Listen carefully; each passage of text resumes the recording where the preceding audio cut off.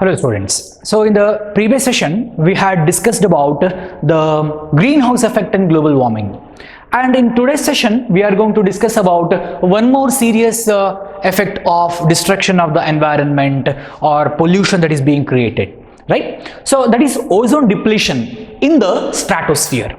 So as we have already seen in the previous session, the earth is surrounded by the different layers of the atmosphere. But the layer, that is what is called ozone layer, is present in the stratosphere of the Earth's atmosphere, right? But what is this ozone layer? How is it getting depleted? What is the effect of the depletion of the ozone layer? How can we overcome the problem of the ozone depletion? All this we can discuss in today's session. See, when we say ozone, there are two things that comes to our mind, or we come across two types of ozone, that is good ozone and bad ozone. See, bad ozone means what? See, bad ozone is actually, it can be poisonous, especially. See, it is bad, that is considered as bad only because of its molecular structure. Ozone anta helidre, it is actually O2 plus O, that means O3. The molecular structure of the ozone is nothing but O3, right? So this should not be formed anywhere else except the stratosphere. So this can be causing hazardous effects in many chemical reactions, especially you will come across the bad ozone in many chemical reactions in chemistry, right? But what we are today discussing is good ozone, which is actually situated or found in the upper part of the atmosphere called stratosphere, and this is actually good ozone. This is going to protect the surface of the earth by acting as a shield to the harmful UV radiations and infrared radiations entering into the atmosphere. Okay, the solar radiations will be carrying all different types of radiations, may be useful or they can be harmful. But who will filter them is this ozone layer. It will act as the filter. It is acting as a shield, the protecting layer, in order to absorb those harmful ultraviolet radiations, and that is why we are all safe. All organisms on the surface of the earth are safe, right? So UV ray, why they have to be absorbed by the ozone is because UV radiations are highly injurious and they can cause many hazardous health problems. Okay, so what health problems can be caused in different organisms, that we will see later, right? And the thickness of the ozone is measured in terms of the Dobson unit. So it's a column. So surface of the earth ninda one column eshide anta now calculate madlik hodre. So in the column of the air, so we are going to measure it in terms of the unit called Dobson unit, and it will be denoted as du, and this can be an important 1 mark question. It can be an important CET question or NEET question also. Okay, so the measure of the thickness of the ozone is done with the unit. What is that? Dobson unit. Spelling and correct note, and the denotation is done in the form of du, right? Moving on. See, this is the Earth's atmosphere, wherein we are going to see the different layers or different spheres of the atmosphere. See, the outermost is the exosphere. This is the thermosphere, mesosphere, this is the stratosphere and the troposphere, and this is the lithosphere. That is the surface of the earth is called as lithosphere. Okay, lithosphere, troposphere, stratosphere, then mesosphere, thermosphere, exosphere. Hagadre, the ozone layer is present where? In the stratosphere. This is the layer, ozone layer. You can see it has been shown here like this, ozone layer, right? And what is it doing? It is going to filter all those radiations coming from the sun. Harmful radiations are being absorbed and the harmless radiations are being sent, or the radiations with minimum or very less frequency, or which are not too intense, are being sent to the earth's surface, right? Now you can see another picture of destruction of the ozone, mainly because of the release of many depleting substances, ozone depleting substances like CFC irbodu, ಅಥವಾ carbon monoxide, carbon dioxide, or nitrogen, methane. So idella irbodu, and you are seeing a picture that is released by NASA Okay, and this picture is showing the ozone hole that is being created in the Antarctic region, and this ozone hole, it is mainly because of the destruction of the ozone or deterioration of the ozone layer that is being done in that region. Okay, so you can read this information in the Antarctica. Ozone hole is the area above Antarctica shown in the purple region. So this is the region where we can see the ozone destruction that has been done, and ozone thickness is given in Dobson unit. So you can see, I mean, you can also make a detailed study by looking at the different pictures. Of course, I have put the different pictures in the next slides. The ozone hole over Antarctica develops each year between late August and early October. So usually in most of the temperate countries, this season, August ಮತ್ತು October ಏನಿದೆ ಅಲ್ಲ, so this is the season where most of the activities are taking place and most of the pollution causing agents are being released, and that is why so ozone depletion can be seen in the highest rate in this particular period. Right? So now let us see how does ozone formation take place. Ozone formation and artha madkondre it will be easier for us to understand how the ozone depletion or deterioration takes place. Hagadre ozone anta helidre enu? Ozone formation is being done continuously in the stratosphere. Hegagutte anta helidre oxygen molecules are everywhere in the air, right? And oxygen is one very light gas. Adu niಮಗೆ ಗೊತ್ತಿದೆ. Oxygen molecules are raised to the stratosphere. In the stratosphere ಏನಾಗುತ್ತೆ ಅಂತ ಹೇಳಿದ್ರೆ O2, because of the UV radiations na presence nalli O2 will get split into O and O, two oxygen atoms formation ಆಯ್ತು. Now many oxygen molecules were split into O2, many O2 molecules were split into O and O, and many oxygen atoms have been there. So these oxygen atoms, again in the presence of the same UV light or UV radiations, they will combine with one O2 molecule, O2 plus one oxygen atom. This forms O3, which is nothing but ozone. So this layer of the gas called O3 gas is nothing but ozone. Ozone layer anta helidre alli yaru ondu parde ella hakittirudilla. Okay, it is just a layer of the gas, and that is how the ozone formation takes place, right? So you can look at this picture, which actually clearly tells us how ozone formation takes place. The oxygen molecule, O2 molecule, has been raised to the stratosphere from the earth, and because of the UV light, what is happening here? The separation of O and O, oxygen atoms, are being separated, and the same oxygen atom that is being separated in this previous reaction, here it combines once again in the presence of the UV with one oxygen molecule, forming O3 molecule, and this is what is called as ozone.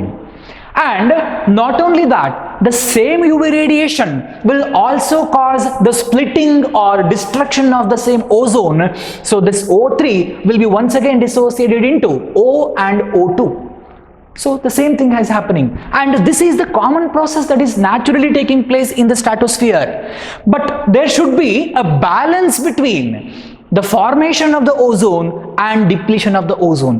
Adu form aagta irbeku matte deplete aagta irbeku. There should be a balance between them, right? They should be equal amount of the ozone has to be formed and equal amount of the ozone has to be depleted. Only then the ozone layer will be properly functioning, and only then the organisms on the surface of the earth can be protected, right? But what happens is the balance will be disrupted. Balance has been disrupted due to the enhancement of ozone depleting substances.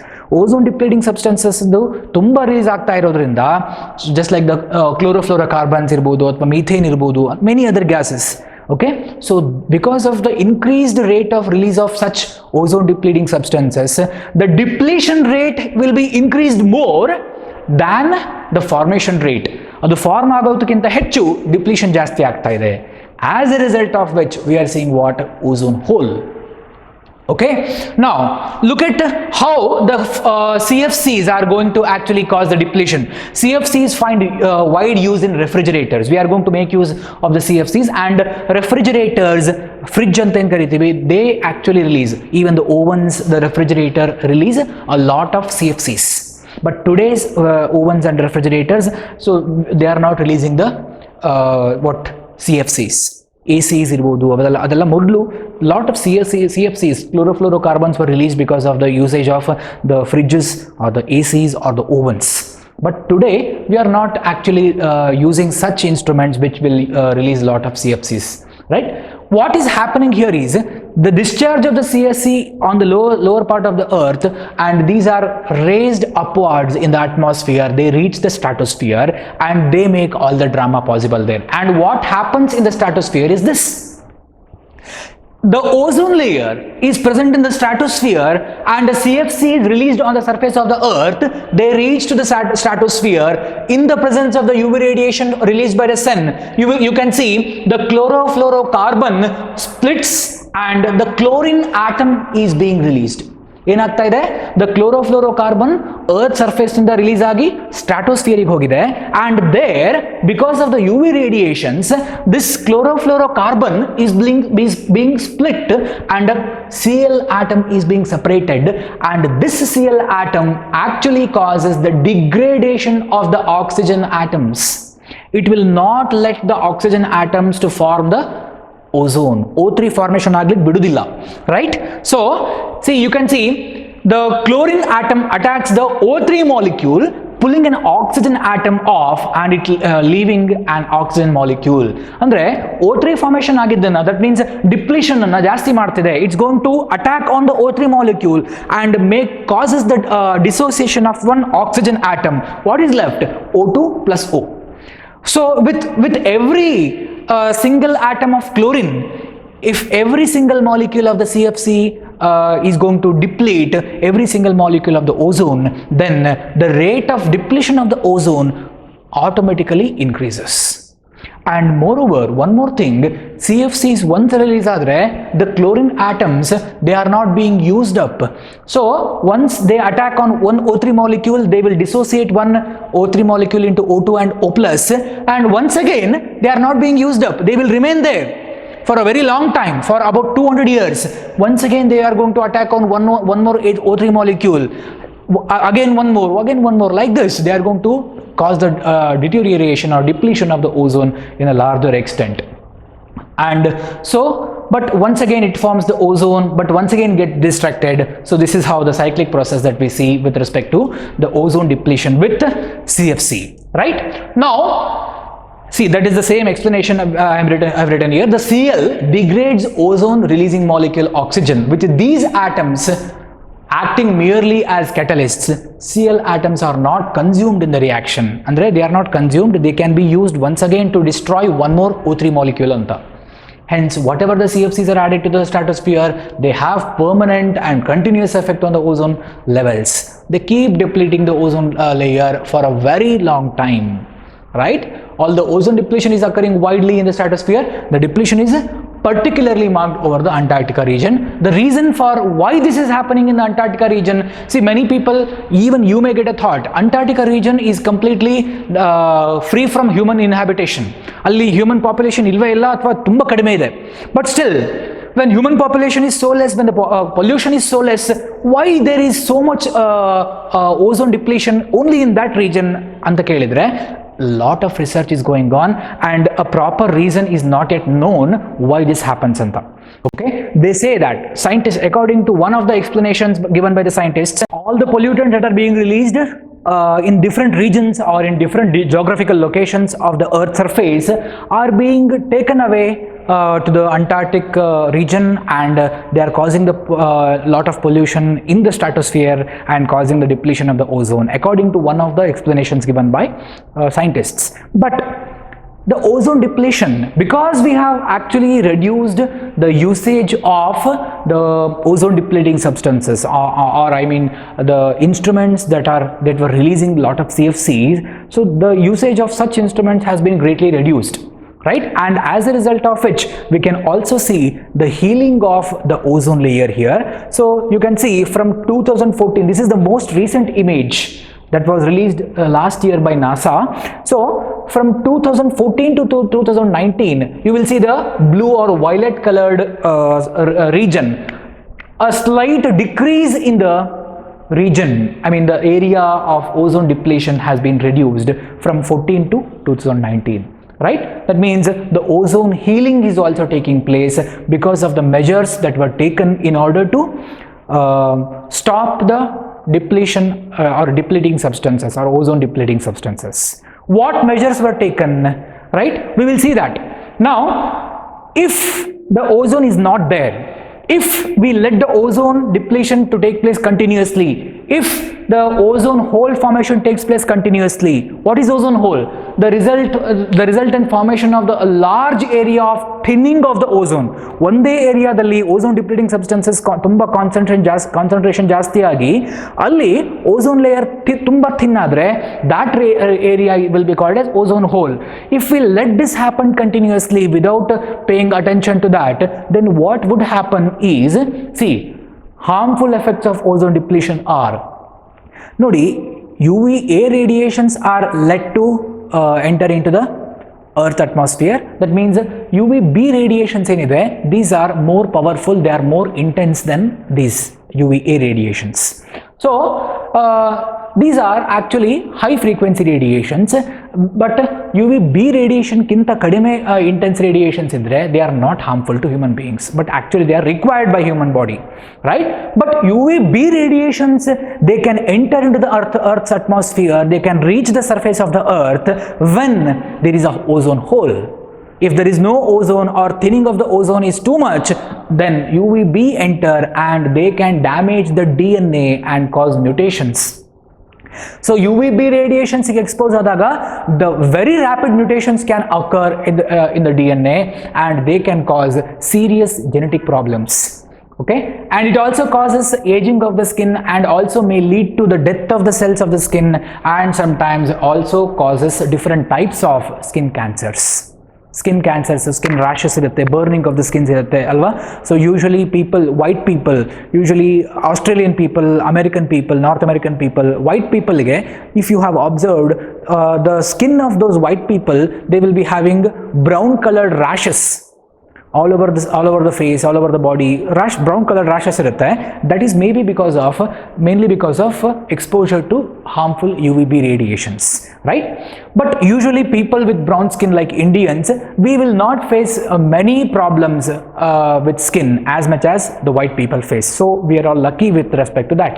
Anyway, so another harmful effect that we can see here with respect to human eye. So if the UVB radiations, they fall on the cornea of the eye, they are going to cause the inflammation of the cornea, and this inflammation of the cornea, because of the exposure of the cornea to UVB, it causes snow blindness cataract. That is what is called snow blindness or snow blindness cataract anta kariteve, right? And such exposures may also cause partial or permanent damage of the eyesight because of the loss of the eye cornea, partial or permanent damage of the eyesight. Usually ನೀವು ಕೇಳಿರಬಹುದು ಗ್ರಹಣದ ಸಮಯದಲ್ಲಿ, okay, usually during the solar eclipse, so people suggest you not to look at the sun directly without using any mask or any shield, adu foil ಬರ್ತದೆ, aluminum foil. So without using any protectant, you should not look at the sun, mainly because that you will not get any protection because of the radiations are very intense during that particular time. So that may damage the cornea. That is why people suggest you not to look at the sun directly. Not only during the eclipse time, even during the normal day also, you should not look at the sun directly, mainly because of this reason, which may cause the partial or permanent damage to the eye cornea. And recognizing and understanding the harmful effects of the ozone depletion. See, a Montreal Protocol was signed. See, what Montreal Protocol actually was aiming at was, see, this was signed at the place called Montreal in Canada in the year 1987, and it was effective from 1989. The main aim of this Montreal Protocol was to control the emission of ozone depleting substances. ಇದರದ್ದು ಉದ್ದೇಶ ಏನಾಗಿತ್ತು ಅಂತ ಹೇಳಿದ್ರೆ, to control the emission of ozone depleting substances. Since then, we have greatly reduced the use of the items or the instruments releasing the ozone depleting substances, or in other words, we can say we have actually modified our instruments of daily use not to release lot of ozone depleting substances. And by that, we are actually seeing what the healing of the ozone hole in the Antarctic region, right? So this can be 1 mark important question. This can be a 3 mark important question, right? Ozone depletion ಮೇಲೆ what is ozone hole ಅಂತ ಕೇಳಬಹುದು, right? And what is ozone depletion ಅಂತ ಕೇಳಬಹುದು, right? So what is ozone depletion, Dobson unit ಬಗ್ಗೆ ಕೇಳಬಹುದು, right? And ozone formation ಬಗ್ಗೆ ಕೇಳಬಹುದು, what is ozone, how is it formed, ಅಥವಾ how chlorofluorocarbons are actually a reason for the depletion of the ozone ಅಂತ ಕೇಳಬಹುದು. See, this diagram is not necessary, but you should write and explain these points properly about depletion of the ozone by CFCs, right? So this is an advanced or most recent data just for your information, right?